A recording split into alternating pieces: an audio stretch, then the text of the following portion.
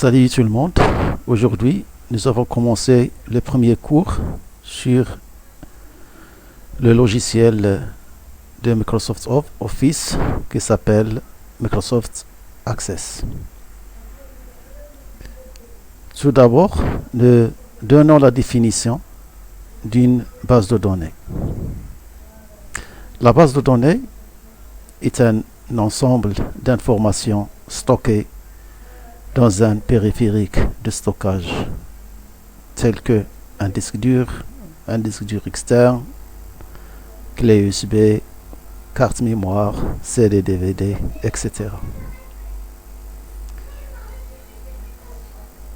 Pour gérer cette base de données, nous faisons recours à un système de gestion de base de données relationnelle, comme par exemple Oracle, SQL Server, Microsoft Access. Parmi ces SGBDR, système de gestion de base de données relationnelles, le plus répandu c'est Oracle, que je vais donner des cours sur ce logiciel Oracle dans les prochains jours, Inch'Allah. Nous commençons aujourd'hui par Microsoft Access, qui gère la base de données. La base de données en Microsoft Access contient des objets comme, premièrement, la table, formulaire, requête et état. La table est le premier objet qu'on doit créer en Access, puisque elle va contenir toutes les informations de base.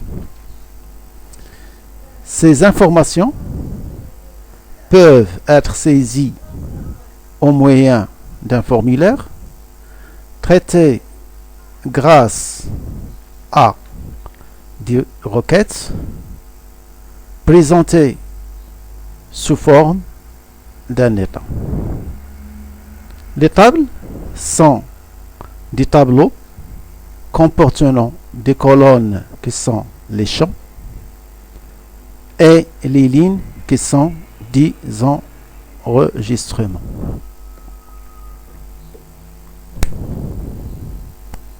Alors,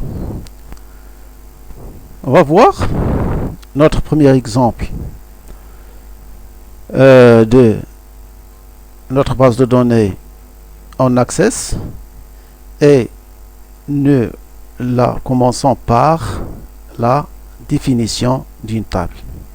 Alors, une table, comme j'ai déjà mentionné, contient des données sur un sujet particulier, sur un objet, par exemple employé, client, produit, etc.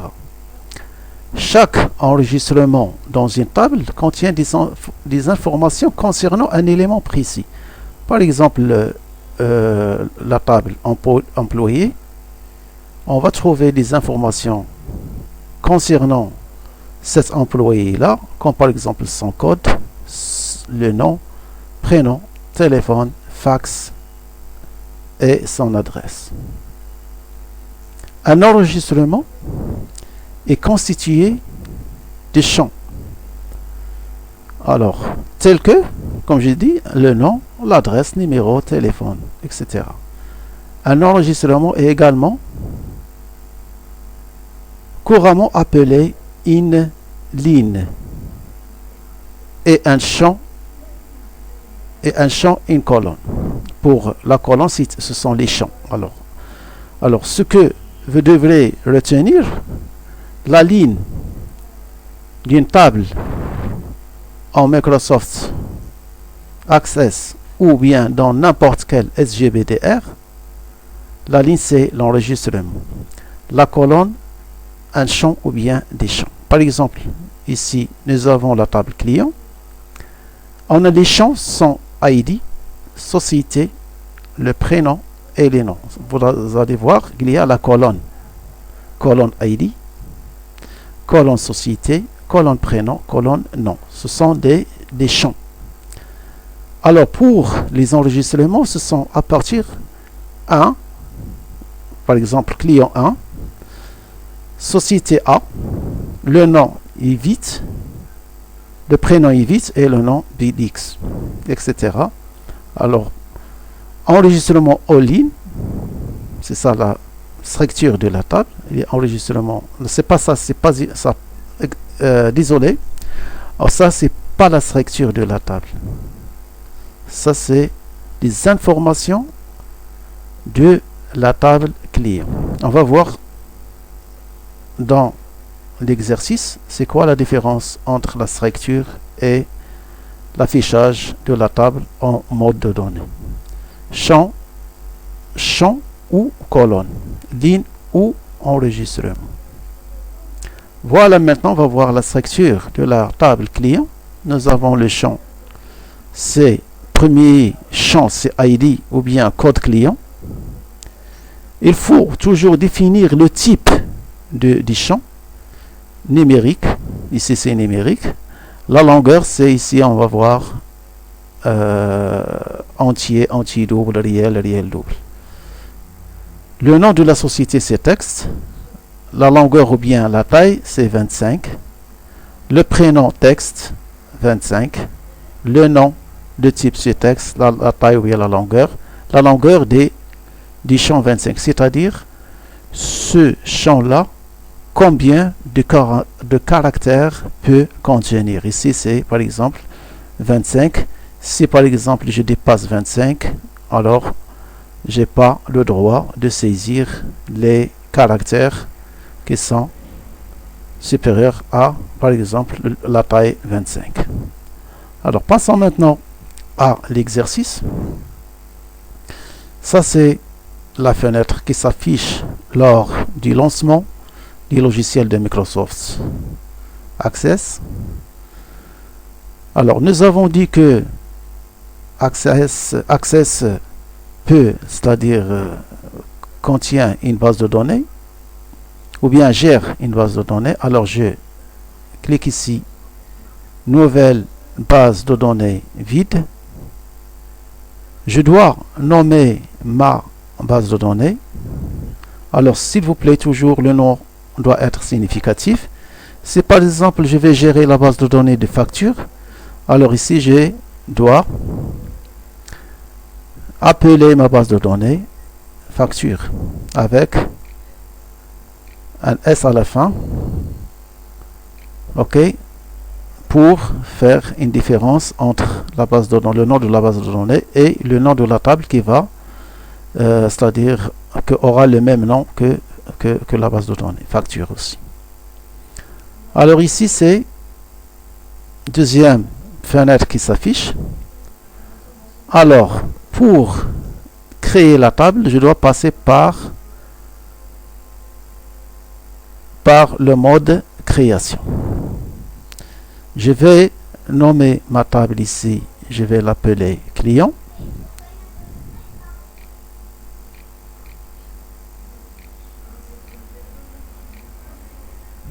Je valide avec OK. Et voilà maintenant. Ici, je vais commencer la structure de ma table. Alors ici, numéro, il va donner automatiquement parce que en Access, chaque table doit avoir sa clé primaire. La clé primaire, c'est un champ sans doublon. C'est-à-dire, je ne dois pas faire je ne vais pas saisir le même code, la même référence, le même code dans une table où il y a un champ, c'est-à-dire que je le considère comme clé primaire. Donc la clé primaire est toujours sans doublon. Alors ici, je vais écrire ID. Alors ici, le type de données. Alors, puisque ce champ est défini comme à clé primaire, donc c'est numéro auto, ou bien je peux le changer. Alors, numéro auto, c'est-à-dire il y a une incrémentation de plus 1 automatiquement. C'est le logiciel qui, c'est-à-dire s'occupe de faire l'incrémentation. Alors ici, j'ai la possibilité de le changer. Par exemple, je vais choisir texte. Et je le laisse toujours, ce champ-là, comme, c'est-à-dire clé primaire de ma table. Alors ici, je vais le laisser comme numéro automatique, c'est-à-dire il s'incrémente. Taille de champ anti-long. Alors dans ce cas-là, alors je vais donner un cours spécial sur les types numériques, parce que chaque type il a une longueur spécifique. Deuxième champ, c'est le nom de la société. Le nom de la société.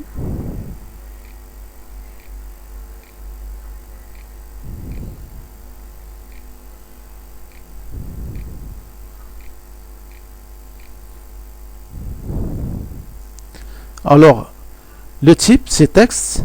La taille, alors je dois, faites attention s'il vous plaît, de modifier la valeur du taille du champ, parce qu'il va prendre une grande taille qui est maximum 255 qui est le maximum, et elle va, c'est-à-dire réserver beaucoup de mémoire dans votre ordinateur. Alors ici, je vais laisser à 25. Format, je dois la sauter. Masque de saisie, je vais la sauter. Légende.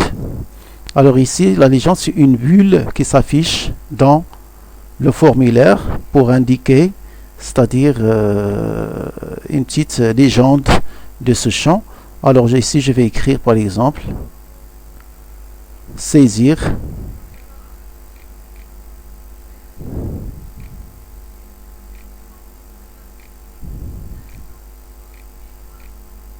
le nom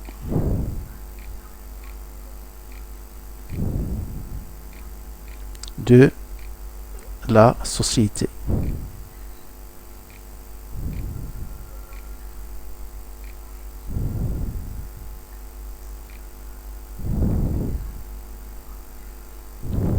Alors, valeur par défaut, si par exemple je vais saisir un même nom, alors je peux, c'est-à-dire le mettre ici en mode de saisie ou bien en mode de données. Le nom que je vais saisir ici, il s'affiche automatiquement. Alors ici, je vais écrire par exemple société A, parce que ça peut que j'ai beaucoup de clients de société par exemple A.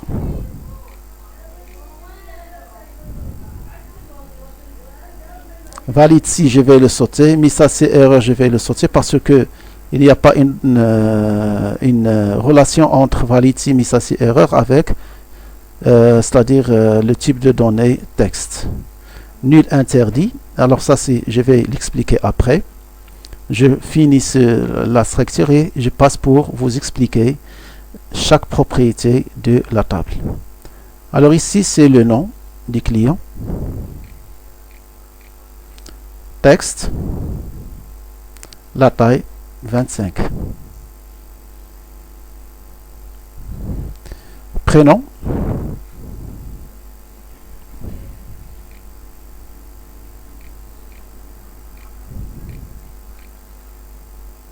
texte, ici 25.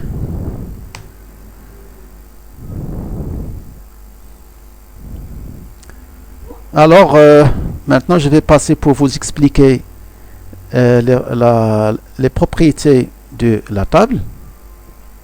Alors ici, nous avons parlé du texte, c'est caractère alphanumérique, c'est-à-dire chiffres et texte, utilisé pour le texte et les nombres, c'est-à-dire il y a, on peut, faire les chiffres et les nombres et les textes. Mémo, alors, mémo, c'est différent de texte parce que le texte c'est jusqu'à 255 caractères. Memo, c'est un type aussi texte. La différence que peut avoir un gigaoctet jusqu'à 2 gigas de caractères. Alors ça, il est utilisé pour le texte de plus de 255 caractères. Une fois que je dépasse la taille 255, alors il est fort possible d'utiliser le type memo. Numérique, valeur numérique, entier ou valeur fractionnelle, c'est-à-dire valeur décimaux. 1, 4, 1, 2, 4, 8 octets jusqu'à 16 octets pour les numéros de réplication. Date et heure, c'est-à-dire le type date et heure. Le type date et heure, c'est-à-dire lorsque j'ai des données comme date de naissance, heure de travail, date de fabrication, etc. Monnaie, c'est-à-dire les valeurs monétaires. Il va afficher automatiquement c'est-à-dire le symbole de devise, euro, dollar, etc. Alors la définition, elle permet de stocker des valeurs monétaires. Numéro auto, valeur numérique, c'est-à-dire numéro auto, valeur numérique, unique, qu'Office Access 2016 insère automatiquement lors de l'ajout d'un enregistrement. Une fois il y a un ajout d'enregistrement, il y a incrémentation de la valeur. Oui ou non, c'est-à-dire lorsque je pose la question, est-ce que ce produit, par exemple, est-ce que ce produit, elle est en stock, oui ou non, c'est-à-dire données binaires. Objet OLE, c'est-à-dire des objets ou autres qui sont des données binaires, telles que par exemple image, fichier binaire, fichier Office Sitting, pièces jointes. Lien hypertexte permet de stocker des liens hypertextes, c'est-à-dire des liens qui pointent vers un site web ou bien à des pages web. Assistant liste de choix, il s'agit en fait qu'un type de données. Cela permet d'appeler l'assistant liste de choix. Par exemple, si j'ai deux tables, ok, j'ai deux tables, alors je dois par exemple saisir dans la première table, je veux saisir par exemple un champ de la deuxième table. Alors au lieu d'aller chercher ce champ dans la deuxième table, je vais créer ce qu'on appelle une liste de choix c'est-à-dire choisir une donnée de l'autre table. Ça, on va, c'est-à-dire le voir comme un exercice dans le prochain cours. Alors, ici, j'ai expliqué juste les types de données que nous pouvons utiliser c'est-à-dire dans une table de Microsoft Access. Merci d'après avoir suivi ce tutoriel. N'oubliez pas de vous abonner pour avoir autres vidéos et à la prochaine, Inch'Allah.